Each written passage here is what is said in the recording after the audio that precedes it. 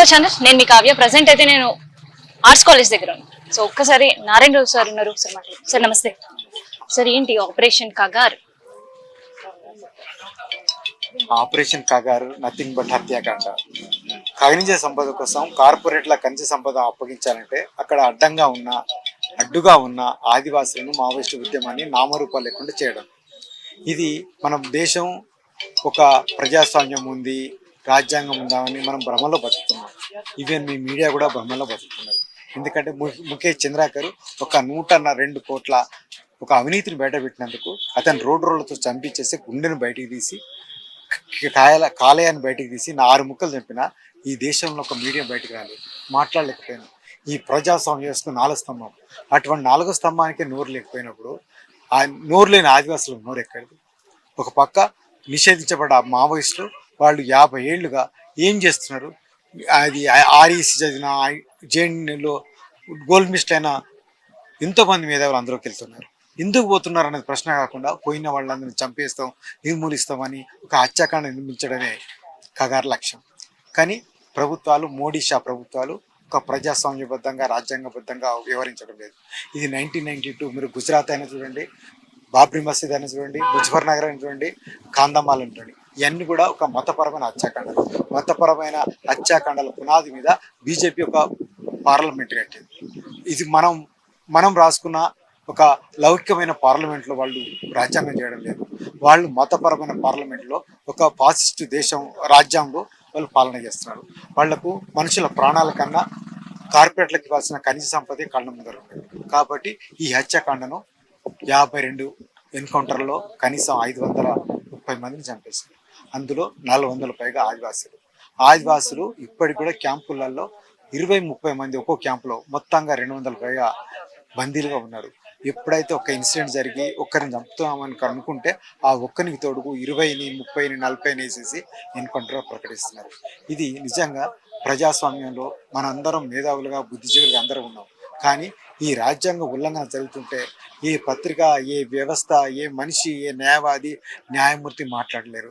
నిజంగా మనం ప్రజల్ని ఒక ప్రజాస్వామ్య వ్యవస్థలో బతుకుతున్నాం అని చెప్పి ఒక భ్రమలో చూపెట్టడానికి ప్రయత్నిస్తుంది తప్ప మనం కూడా నిజాయితీ చచ్చిపోయింది. ఎందుకంటే నిజాయితీగా ఇక్కడ రాజ్యాంగం అమలవుతలేదు. రాజ్యాంగం అమలైతే ఎవరైనా నేరం చేస్తే మీరైనా నేరైనా విజయమాల్యాన్ని ఎవడైనా సరే ఖచ్చితంగా న్యాయస్థానం తీసుకొచ్చి అతనికి న్యాయపరమైన శిక్ష చేయాలి. అంతేగాని నేను నిర్మూలిస్తాను, చంపేస్తానంటే ఇక రాజ్యాంగానికి విలువెక్కడిది?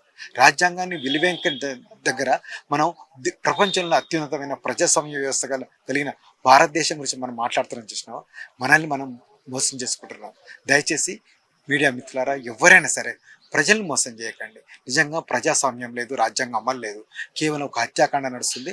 ప్రభుత్వం ఏం చేస్తుందో అదే నడుస్తుంది. నక్సల్ నిర్మూలన్ భారత్ మార్చ్ 2026 ఈ అనౌన్స్మెంట్ ఏంటి? అసలు ఎవరిని నిర్మూలన చేయాలనుకుంటున్నారు? మావోయిస్టు ముక్తి భారత్ అంటున్నారు.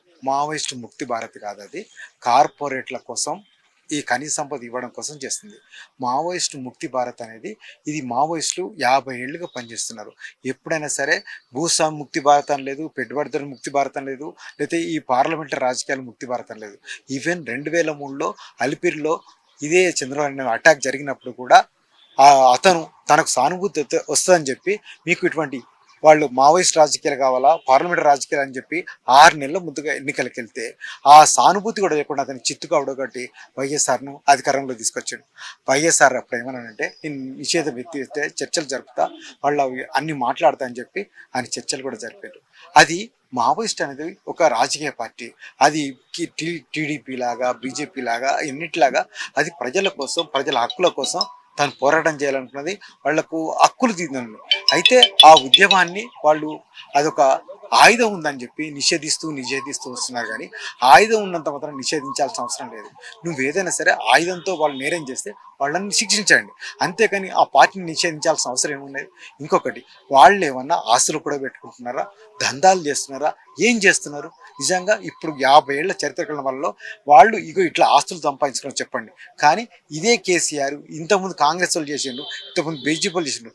ప్రతి ఒక్క ఎమ్మెల్యేల దగ్గర ఇప్పుడు కోట్లాది విలువైన ఆస్తి ఎక్కుంది. ఎమ్మెల్యేలకు నిలబడ ముందున్న లక్షల ఆస్తి కదా కోట్ల ఆస్తికి ఎట్లా పోయింది? ఏం సంపాదించుకున్నారు? ఎందుకు ఎకరాల భూములు వచ్చినాయి? ఇవన్నీ కూడా మనం బయటికి తీస్తే తెలుస్తుంది. కానీ ఇప్పుడు ప్రభుత్వం అంతా కూడా కేవలం పెట్టుబడిదారుల కార్పొరేట్ల చేతిలో రాజ్యాంగం ప్రజాస్వామ్యం బందీ అయింది. అందుకనే మావోయిస్టు ముక్తి భారత్ అంటే మావోయిస్టులు ప్రజలకు వాళ్ళ జీవనోపాధికి విద్యా వైద్యం కోసం ప్రాణాలు తెగించి పోరాటం చేస్తున్నారు. వాళ్ళు ఎప్పుడు మా ప్రాణాలు ఇవ్వమని అంటలేరు. ఈ ఉద్యమం అంటేనే ప్రాణాలు త్యాగం చేసే ఉద్యమం అని స్పష్టంగా తెలిసి అందులోకి పోతున్నారు. వాళ్ళు జేఎన్యూలో గోల్డ్ మెడలిస్ట్ కావచ్చు, అది ఉస్మానియా గాంధీలో డాక్టర్స్ కావచ్చు, ఎక్కడైనా డాక్టర్లు కావచ్చు. వాళ్ళు ఇంత తెలిసి కూడా ఎందుకు పోతున్నారో ఒక్కసారి ఆలోచించారు. ఇప్పటికి కూడా వీళ్ళు చర్చలు సిద్ధమని నెల నుంచి వాళ్ళు 4 లెటర్లు రాస్తే నువ్వు ఎందుకు చర్చలు సిద్ధమైతలేవు? వాళ్ళు హింస రాజకీయాలు వాళ్ళు అంటున్నావు కదా, నువ్వే కదా హింసను ఇప్పుడు నెల రోజులుగా ఆపుకుంటే ఈ కార్యదర్శి బతికేవాడు కదా, ఈ జరిగిన ఒక 100-150 మంది ప్రాణాలు దిగినప్పుడు కదా, నువ్వు ఎందుకు అంత కూడా ఉండి రాజ్యం పాలన చేస్తున్నావు? నిజంగా నువ్వు శాంతి కోరుకున్నట్టయితే ప్రజాస్వామ్యంలో శాంతి అనేది తప్పనిసరి. కానీ వాళ్ళు శాంతి కోరుకున్నప్పుడు నువ్వు ఎందుకు శాంతికి సిద్ధపడతలేవు? శాంతికి సిద్ధపడకపోగా నువ్వు ఇంకా బలగాలను పెంచి, హెలికాప్టర్లను పెంచి, డ్రోన్లను పెంచి వాళ్ళని వేటాడి చంపుతున్నావు. ఎందుకు? నీకు ఈ హక్కు ఎక్కడిది? వాళ్ళు శాంతి కోరుకున్నారు కదా, శాంతి కోరుకున్నారంటే ఒక ఉడంబడిగా జరుగుతుంది కదా. ఒక టేబుల్ మీద కూర్చున్నప్పుడు మీరు వెపన్స్ విడిచిపెడతామా, లేకపోతే మేము ఈ ప్రాంతంలో ఉంటామా, మేము చర్యలు చేయమా, హింసాత్మక చర్యలు చేయమా, ఏదో ఒక అగ్రిమెంట్ 2004లో జరిగినాయి కదా. ఇప్పుడు 6 నెలల కాలం ఒక శాంతి చర్చలకు వచ్చినాయి కదా. మరి అటువంటి విధాన పరిస్థితిని మీరు ఎందుకు కల్పిస్తలేరు? అంటే మీ కార్పొరేట్లు ముఖ్యమైన ఒక 10 మంది కార్పొరేట్ల కోసం దేశంలో ఉన్న 11 కోట్ల ఆదివాసులను చంపేస్తున్నారు. దేశంలో 18 రాష్ట్రాల్లో ఒక నెక్స్ట్ టార్గెట్ మాకు హిడ్మా అని ప్రకటించే పరిస్థితి ఏంటి సార్ ఇది? అంటే పేర్లు చెప్పి మరి ప్రకటించి చంపి వాళ్ళని వెతికి మరి చంపడంలో ఏఐని వాడుతున్నాం, కొత్త టెక్నాలజీని వాడుతున్నాం. ప్రభుత్వం దగ్గర కారణం లేదు. ఈ మావోయిస్ట్ ఉద్యమం యొక్క భూమిని అర్థం చేసుకునే చిత్తశుద్ధి లేదు. హిడ్మా లేకపోతే హిడ్మా తర్వాత ఇంకో కడ్మా వస్తాడు, ఇంకొక వస్తారు, వీళ్ళే టార్గెట్ నీకు. అట్లా కాదు కదా. అసలు మావోయిస్ట్ ఉద్యమానికి పునాది ఏంటిది? ఆకలి సమస్యనా, నిరుద్యోగ సమస్యనా, భూమి సమస్యనా, ఏ సమస్య? ఇదే చర్చల కాలంలో భూమి దగ్గర వచ్చిన చర్చలు ఆగిపోయినాయి. భూమే కదా వచ్చింది. నువ్వు ప్రజల సమస్యలు పరిష్కరించకుండా నేను హిడ్మాను చంపుతా, గోపాలను చంపుతానా, మల్లోజులను చంపుతా, ఇట్లా వ్యక్తులను చంపుకుంటూ పోతావు. కానీ నువ్వు సమస్యను పరిష్కరించడానికి నీకు బలపడినట్టు నువ్వు చంపుతావు, వాళ్ళకు బలపడినట్టు చంపు. మహేంద్ర కర్మను చంపలేదా జీరంఘాటిలా? మళ్ళా నిన్న మన ఛత్తీస్గఢ్ పోలీసులు కానీ చంద్రబాబు నాయుడు ప్రభుత్వం కానీ ఏమంటున్నారు? అక్కడ చనిపోయింది కాబట్టి ఆయన శవాన్ని అక్కడే దహనం చేయాలంటే ఒక ఒత్తిడి తీసుకొస్తున్నారు. మరి అలిపిరి ఘటనలో నిజంగానే చంద్రబాబు చనిపోతే అలిపిరిని తగలబెట్టేటోళ్ళ? ఇప్పుడు మహేంద్ర కర్మ జీరంఘాటిలో ఘటన జరిగి చనిపోయాడు, ఆయన జీరంఘాటిలో తగలబెట్టినరా? ఎందుకు? శవాల కూడా హక్కులు ఉంటాయనే విషయాన్ని కూడా మర్చిపోయి శవాల పట్ల ఇంత దురుసుగా దుర్మార్గంగా వ్యవహరిస్తున్నారు. హిడ్మా కావచ్చు, రేపు ఫస్ట్ ఆఫ్ ఆల్ ప్రభుత్వాలు ఆలోచించేది ప్రజాస్వామ్యబద్ధంగా. అసలు ఈ మావోయిస్ట్ ఉద్యమానికి పునాది ఏంటిది? ఏ సమస్యను మాట్లాడుతుంది? ఎందుకోసం మాట్లాడుతుంది? ఈ దేశంలో ఉన్న సహజ వనరుల మీద దేశ ప్రజల హక్కు ఉంటుందా, కార్పొరేట్ల హక్కు ఉంటుందా? మీరు దేశద్రోహుల, దేశభక్తులు తేల్చుకోండి. ఈ దేశ వనరుల మీద ప్రజల అందరికీ హక్కు ఉంది. ప్రజలందరి హక్కును తీసేసి నీకే హక్కు ఉందని చెప్పి కార్పొరేట్లకు ఇస్తున్నావు. కేవలం నువ్వు దళారిగా వివరిస్తూ ఆ దళారిలో భాగంగా నువ్వు కార్పొరేట్లకు కనీసం అందిస్తున్నావు. ముఖ్యంగా దేశంలో ప్రధానమైంది ఒక మీడియా, 4వ స్తంభం. దాన్ని దేశంలో ఎక్కడ కూడా నిజాయితీగా చిత్తశుద్ధితో స్వయం ప్రతితో పనిచేయకుండా అందరి మీద ఒత్తిడి, ఎన్డీటీవీ లాంటిది లేకుండా పోయింది. ప్రఫుల్ పురకాయస్తను లేకపోతే బైరైటర్ ఎన్ని రోజులు మీరు నిర్బంధించారు?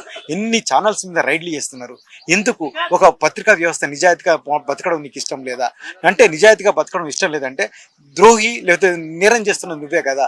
ఇది అన్ని మీరు పత్రికా విలేకరులందరూ, పత్రికా వ్యవస్థ కూడా మీరు ప్రజాస్వామ్యాన్ని కాపాడండి, ఆదివాసుల ప్రాణాలు కాపాడండి, ఆపరేషన్ కాగారు పేర్చున్న హత్యాకాండను కాపాడండి. ముఖ్యంగా పత్రికా విలేకరులు కాదు, సమస్త ప్రజానికంది ఏదైతే మధ్య భారతంలో కోట్లాది విలువైన ఖనిజ సంపద ఉందో మనందరిది, మన పిల్లలది, మన తల్లిది, అందరి ఆస్తి. ఇది కార్పొరేట్లది కాదు. కాబట్టి ఇది మరొక సంపూర్ణ విప్లవం కోసం ఒక దేశభక్తి ఉద్యమం రావాలి. కార్పొరేట్లకు మన సహజ సంపద, ఖనిజ సంపద అందద్దు.